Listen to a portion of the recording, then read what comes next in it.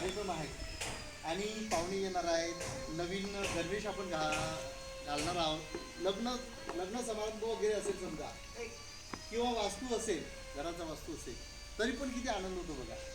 तर असाच आनंद उत्सव आपण आपल्या शाळेमध्ये प्रवेशोत्सवच्या माध्यमातून साजरा करत आहोत. प्रत्येकाला आनंद झाला का नाही?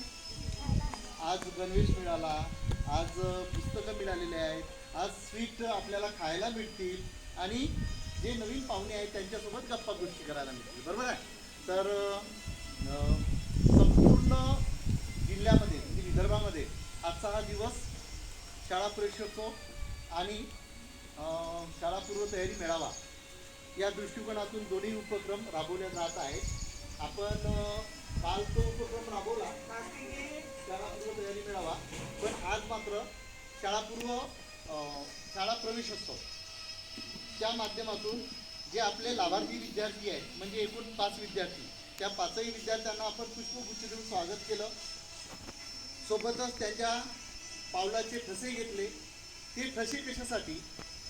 आता हे बाळ पहिलीमध्ये आहे, त्यांची पावलं लहान आहेत, जसे जसे ते मोठे होतील त्यांच्यामध्ये जो इष्ट असा बदल होणार आहे, मग तो ज्ञानाचा असो, शरीराचा असो किंवा वागण्याचा असो, तर त्या बदलांसवे त्यांना ते पूर्वीचं पहिलीचं पाऊल आठवलं पाहिजे.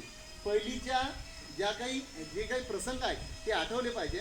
हा एक दृष्टिकोन आणि विशेष म्हणजे नवीन घरामध्ये चाललेला आहोत, नवीन परिसरामध्ये चाललेला आहोत, तर त्यांना मुळीच भीती नको वाटायला पाहिजे, आपलंसं पूर्णतः वाटायला पाहिजे. हा एक दृष्टिकोन ठेवून आपण तो कार्यक्रम साजरा केलेला आहे. तर आजच्या या कार्यक्रमाच्या अनुषंगाने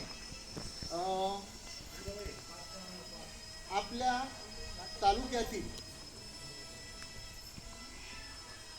समन्वयक सरांची पोस्ट विषय शिक्षक, समन्वयक, मार्गदर्शक अशा भूमिकेनं ते येतात.